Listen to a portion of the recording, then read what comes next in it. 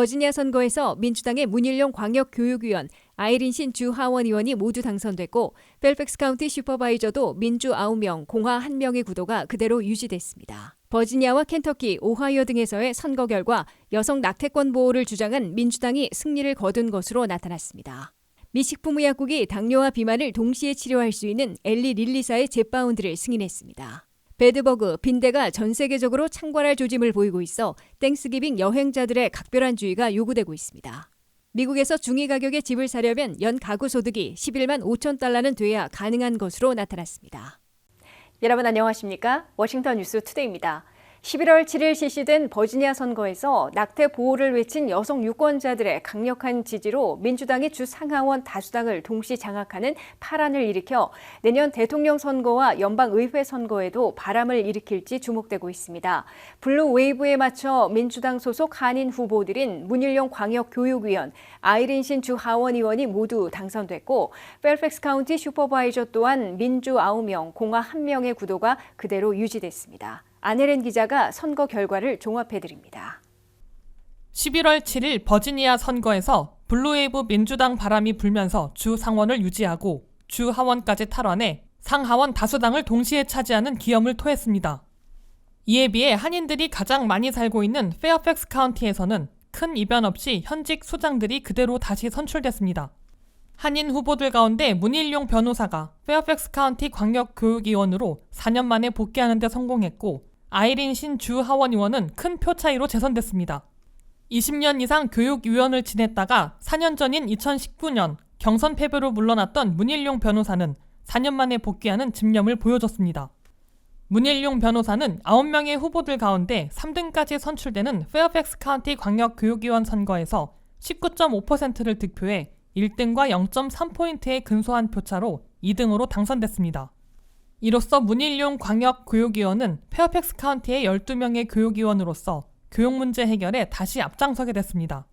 아이린신 주 하원 의원은 버지니아 8지역구에서 67%대 33%로 공화당 후보를 압도하고 재선에 성공하며 민주당의 주 하원 다수당 탈환에도 일조했습니다. 한인 10만여 명을 포함해 114만 명이나 거주하고 있는 페어팩스 카운티를 이끌고 있는 10명의 행정수장 선거에선 큰 이변 없이 현직들이 모두 당선되고 은퇴한 민주당의 두석도 민주당 후보가 차지했습니다. 10명 가운데 유일한 공화당 소속인 팻 헤리티 슈퍼바이저가 5선에 성공해 페어팩스 카운티 슈퍼바이저 10인 위원회는 민주 9명, 공화 1명의 구도가 그대로 유지됐습니다. 미국 내 16개 주보다 인구가 많은 페어팩스 카운티를 이끌고 있는 민주당 소속 제프 맥케이 슈퍼바이저 위원회 의장은 67대 33%의 더블 스코어 차이로 공화당 후보를 누르고 재선에 성공했습니다. 브래덕 디스트릭트의 민주당 제임스 왈킨초 슈퍼바이저는 79.5%의 높은 득표율로 다시 선출됐습니다. 현직 슈퍼바이저의 은퇴로 자리가 비는 드레인스빌 디스트릭트에서는 같은 민주당의 제임스 비어맨 후보가 61%를 득표해 민주당 의석을 이어받으며 새로 이끌게 됐습니다. 프랭코니아 디스트릭트에서도 민주당 소속 현직인 로드니 러스크 슈퍼바이저가 63%를 득표해 다시 선출됐습니다. 헌터밀 디스트릭트에서는 민주당 월터 알콘 슈퍼바이저가 70% 이상 득표해 재선됐습니다. 애난데일을 포함하는 메이슨 디스트릭트에서는 오랫동안 역임해온 페니그로스 슈퍼바이저의 은퇴로 같은 민주당 소속인 안드레스 지메네스 후보가 당선돼 민주당 의석을 이어받아 새로 이끌게 됐습니다. 마운트 버논 디스트릭트에서는 민주당 소속 다니엘 스토크 슈퍼바이저가 62%를 득표해 재선됐습니다. 프로비던스 디스트릭트에선 민주당 소속 현직인 달리아 펠치크 슈퍼바이저가 69%를 득표해 다시 선출됐습니다. 스프링필드 디스트릭트에선 유일한 공화당 소속인 팻 헤리티 슈퍼바이저가 55%를 득표해 무려 5선에 성공해 이 지역 발전은 물론 한인사회 이슈 해결에도 계속 앞장설 수 있게 됐습니다. 팻 헤리티 스프링필드 슈퍼바이저는 10명으로 구성된 페어팩스 카운티 슈퍼바이저 위원회에서 유일한 공화당 소속으로 민주당의 일방통행이 이뤄지지 않도록 상식과 균형을 가져오는 데 전력을 다하며 한인들의 이슈인 교육과 감세, 존인과 인허가 문제를 해결하는 데 앞장서겠다고 공약했습니다. 셜리 디스트릭트에서는 민주당 소속 현직인 캐티 스미스 슈퍼바이저가 60%의 득표로 재선됐습니다. WKTV 뉴스 안혜린입니다. 11월 7일 버지니아와 켄터키, 오하이오 등에서의 선거 결과 여성 낙태권 보호를 핵심 무기로 했던 민주당이 승리를 거둬 내년 대통령과 의회 선거에도 상당한 여파를 미칠 것으로 예고되고 있습니다. 주 의회 상하원 다수당을 모두 민주당에게 빼앗긴 버지니아의 공화당 소속 글렌 영킨 주지사가 큰 타격을 입은 반면 공화당 아성에서 낙태권 보호를 위해 싸워온 켄터키의 앤디 비시어 주지사가 급부상한 것으로 평가받고 있습니다. 보도의 한면택 기자입니다. 11월 7일 버지니아 선거에서는 민주당이 주 상원 유지에 이어 주 하원까지 탈환하며 주 상하원의 다수당을 동시 장악하는 블루 웨이브를 몰아쳤습니다. 버지니아 주 상원에 이어 주 하원까지 민주당이 장악하게 됐습니다. 100석을 새로 뽑은 버지니아 주 하원은 다수당이 바뀌는 파란을 일으켰습니다. 주 하원은 민주당이 51석을 확보해 다수당을 탈환했고 공화당은 47석을 확보하고 두 석에서 박빙무세를 보이고 있으나 머저리티 지위를 상실했습니다. 공화당은 현재 52대 48석으로 하원 다수당을 차지해왔으나 새해에는 소수당으로 전락하게 된 겁니다. 40석인 주 상원은 민주당이 21석을 확보해 다수당을 유지했고 공화당은 17석을 확보하는 데 그쳤습니다. 두 석이 박빙의 차이로 공화당의 우세를 보이고 있어 최종 의석 분포는 민주 21대 공화 19석이 될 것으로 보입니다. 이는 현재의 민주 22대 공화 18석에 비해 민주당이 한 석을 내주는 것이지만 상원 다수당은 수성하는 겁니다. 버지니아 주 상하원 다수당을 민주당이 동시 장악하게 됨에 따라 공화당 소속 글렌 영킨 주지사가 치명타를 맞은 것으로 워싱턴 포스트는 평가했습니다. 글렌 영킨 버지니아 주지사는 버지니아 주 상하원의 다수당을 동시 장악한 후에 15주 후 낙태 금지 등 자신의 핵심 정책을 성사시키려 공화당 후보들에게 1,900만 달러를 지원하며 전력 투구해왔으나 주 하원마저 빼앗기는 패배를 당했기 때문입니다. 특히 글렌 영킨 버지니아 주지사는 주지사 성적을 토대로 퍼플 스테이트에서 성과를 내는 공화당 소속 주지사의 모델로 내세워 트럼프 후보의 문제가 생길 시에 마지막 순간 이번 대선에도 뛰어들 야심찬 포부를 갖고 있는 것으로 관측돼 왔는데 수포로 돌아간 치명타를 맞은 것으로 해석됩니다. 11월 7일 선거가 블루웨이브 민주당 빅토리의 밤이 될 수 있었던 주요 요인은 낙태권 보호를 강하게 요구하고 있는 여성 유권자들이 하나로 뭉쳐 투표장에 나와 민주당 후보에게 표를 던졌기 때문으로 분석됩니다. 버지니아에서는 공화당 소속 글렌 영킨 주지사가 주 하원까지 차지하면 임신 15주 후에는 낙태를 금지하는 법안을 성사시키겠다고 공표했는데 유권자들이 이를 거부한 것으로 풀이됩니다. 버지니아뿐만 아니라 켄터키에서는 공화당 아성에서 낙태 금지에 맞서 싸워온 민주당 소속 앤디 비시어 주지사가 낙태 금지는 물론 트럼프 지지를 받은 공화당의 다니엘 카메론 주 법무장관을 52대 48%로 꺾고 재선에 성공했습니다. 공화당 우세 지역인 오하이오에서는 주 헌법에 여성 낙태권 접근을 허용하도록 규정하는 방안이 채택됐습니다. 이에 따라 민주당은 내년 대선과 의회 선거에서 낙태권 보호를 핵심 무기로 삼아 여성 유권자들을 결집시켜 백악관과 연방의회 수송에 나서는 캠페인을 보다 강화할 것으로 예상되고 있습니다. WKTV 뉴스 한면택입니다. 미식품의약국이 당뇨와 비만을 동시에 치료할 수 있는 새 의약품으로 엘리 릴리사의 젯바운드를 승인해 당뇨, 비만 동시 치료에 또 하나의 희소식이 되고 있습니다. 오젬픽과 위고비가 이미 승인돼 사용되고 있으나 수요가 급증해 공급이 딸려 의약품 부족 사태를 빚고 있는데 보다 싼 값에 널리 쓰이면서 의약품 부족도 해소될 것으로 기대되고 있습니다. 미국 내에서 1억 명 이상의 비만인들과 3천만 명 이상의 당뇨 환자들에게 희소식이 나왔습니다. FDA 미식품의약국은 당뇨 치료제로 지난해 승인했던 엘리 릴리사의 의약품을 이번에는 비만 치료제에도 사용할 수 있도록 승인했다고 발표했습니다. 엘리 릴리사의 당뇨약은 몬자로라는 이름으로 팔리고 있으나 앞으로 당뇨와 비만 동시 치료제로는 젯바운드라는 이름으로 판매될 것으로 밝혔습니다. FDA는 마지막 단계 임상실험 결과 젯바운드 5mg을 당뇨 없는 비만인들에게 일주일에 한 번 72주 동안 주사한 결과 16%의 체중 감량 효과를 본 것으로 확인했다고 밝혔습니다. 당뇨 있는 비만인들에게도 같은 도수를 같은 기간 동안 주사한 결과 거의 비슷한 15.7%의 감량 효과를 보인다고 FDA는 확인했습니다. 더 높은 10ml, 15ml로 높여 주사할 경우 그보다 더 많은 체중 감량을 보게 될 것으로 회사 측은 설명했습니다. FDA는 이에 앞서 2017년에 당뇨약으로 오젬피크를, 2021년에는 비만 치료제로 위고비를 승인한 바 있는데 당뇨와 비만을 동시에 치료하는 약품으로 널리 처방되고 이용되어 왔습니다. 그러나 오젬피크와 위고비가 한 달에 약값이 $1,350로 비교적 비싸고 수요 공급으로 공급이 부족해 의약품 부족 사태를 겪어왔습니다. 이번에 승인받은 젯바운드는 한 달 약값이 $1,060로 20% 정도 싸졌고 비슷한 성능과 효과로 수요 공급에 대처할 수 있어 당뇨 비만, 과체중 동시 치료에 널리 쓸 수 있게 될 것으로 예상되고 있습니다.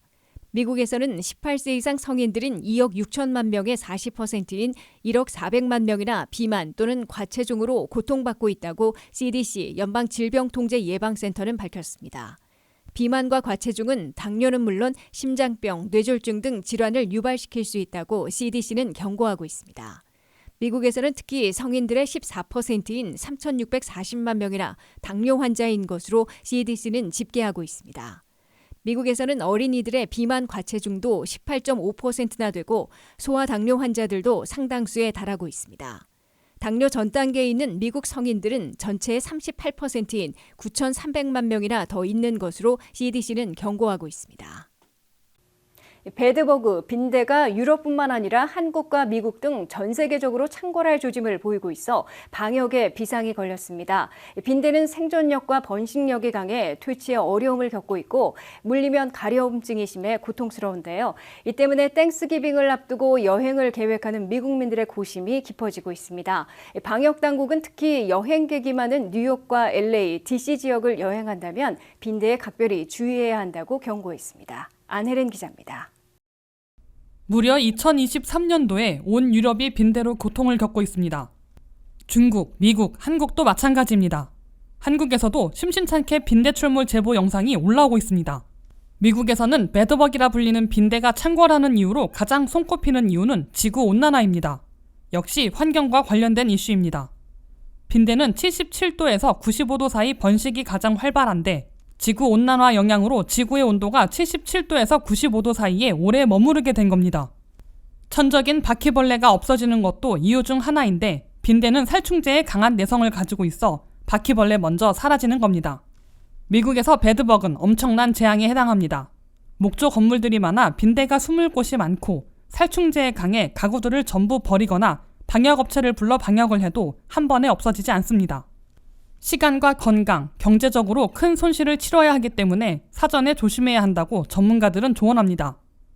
곧 땡스기빙을 앞두고 많은 미국민들이 오랫동안 하지 못했던 여행을 계획하는 경우가 많은데 이때 배드버기 전파와 확산이 가장 우려된다는 겁니다. 공공장소에 카펫에 앉는 것을 삼가야 하고 여행 가방은 짐가방 선반 위에 올려놓는 것이 좋습니다. 오래된 나무 제품들의 틈새와 카펫 등은 빈대가 숨기 위한 가장 좋은 장소입니다. 호텔방에 체크인한 후 침대에 암갈색의 자국이 있는지 살펴봐야 합니다. 피를 빨아먹은 배드버기에 눌려 죽으며 그 속에 있던 피가 터져나온 자국입니다. 만약 호텔에서 배드버기에 물린 것이 의심되면 바로 사진을 찍고 호텔 직원에게 알려 증거를 남깁니다. 후에 배드버기에 대한 보상을 요구해야 할 수도 있기 때문입니다. 여행을 마치고 집으로 돌아오면 가능하면 여행 가방 자체를 생활 공간에서 멀리 보관하고 옷들은 뜨거운 물에 세탁한 뒤 고온으로 건조기에 돌려야 합니다. 당장 세탁할 수 없을 때는 스팀을 하거나 고온 세탁을 할 수 없는 옷의 경우 비닐봉지에 넣어 묶어두어 보관하거나 냉동실에 얼리는 방법도 있습니다. 빈대는 전염병을 옮기지는 않지만 피부 발진이 매우 심하고 극도로 가렵고 따가운 데다가 긁으면 물집이 확대되어 심한 흉이 생기기도 해 사람에게 매우 심한 스트레스를 주고 있습니다. WKTV 뉴스 안혜린입니다. 미국에서 가장 많이 몰려있는 중위 가격의 집을 사려면 연 가구 소득이 11만 5천 달러는 되어야 가능한 것으로 나타났습니다. 그러나 샌프란시스코는 40만 달러 이상, 로스앤젤레스는 24만 달러, 뉴욕시는 20만 달러, 워싱턴 DC는 15만 달러 이상 벌어야 주택을 구입할 수 있는 것으로 조사됐습니다. 미국에서는 내 집 마련의 길이 갈수록 좁아지고 있습니다. 미국에서 가장 많이 몰려있는 중위 가격의 주택을 구입하려면 연 가구 소득이 11만 5천 달러는 있어야 가능한 것으로 계산되고 있다고 CBS 뉴스가 보도했습니다. 올 2분기 현재 미국의 중위 주택 가격은 41만 6천 달러를 기록하고 있습니다. 통상적으로 내 집을 사려면 소득에서 집값으로 매달 내는 비용이 30%를 넘지 말아야 할 것으로 간주되고 있습니다. 중위 주택 가격이 41만 6천 달러인데 집을 사려면 27%를 지출할 수 있는 11만 5천 달러는 벌어야 가능한 것으로 계산된 것으로 보입니다. 그러나 이는 전체 평균이고 50대 대도시들에서는 집값이 그보다 훨씬 비싸기 때문에 평균보다 훨씬 많은 소득이 있어야 가능한 것으로 나타났습니다. 워싱턴 DC에서 중위 가격의 집을 사려면 연 가구 소득이 평균보다 높은 15만 달러는 돼야 할 것으로 계산됐습니다. 뉴욕시는 19만 7,800달러, 보스턴은 19만 4,200달러의 연소득이 있어야 중위 가격의 집을 살 수 있을 것으로 나타났습니다. 동북부보다 서부 지역에서는 두세 배나 더 벌어야 비싼 집값을 낼 수 있는 것으로 보입니다. 집값이 가장 비싼 샌프란시스코에서는 중위 가격의 집을 사려면 연 가구 소득이 무려 40만 4,300달러나 되어야 가능한 것으로 조사됐습니다. 이어 애나하임은 30만 달러의 가구 소득이 필요하고 샌디에고는 24만 달러나 되어야 할 것으로 나타났습니다. 로스앤젤레스는 23만 7,300달러를 벌어야 중위 가격의 주택을 살 수 있을 것으로 계산됐습니다. 시애틀에선 21만 4,900달러의 가구 소득이 있어야 주택을 구입할 수 있습니다. 이에 비해 남부 지역은 집값이 싸기 때문에 필요한 소득도 낮아지는 것으로 나타났습니다. 플로리다의 마이애미에선 14만 3,200달러의 가구 소득이 있으면 되고 올랜도에선 10만 8,600달러만 벌어도 주택을 구입할 수 있습니다. 조지아 애틀란타에선 10만 7,700달러의 가구 소득을 올리면 중위 가격의 집을 살 수 있습니다. 텍사스의 어스틴에선 12만 6,200달러, 달라스에선 11만 5,900달러가 적절하고 휴스턴에선 보기 드물게 10만 달러 이하인 9만 2천 달러만 벌어도 중위 가격의 집을 살 수 있습니다. 이상으로 워싱턴 뉴스투데이를 마치겠습니다. 시청해주신 여러분 고맙습니다.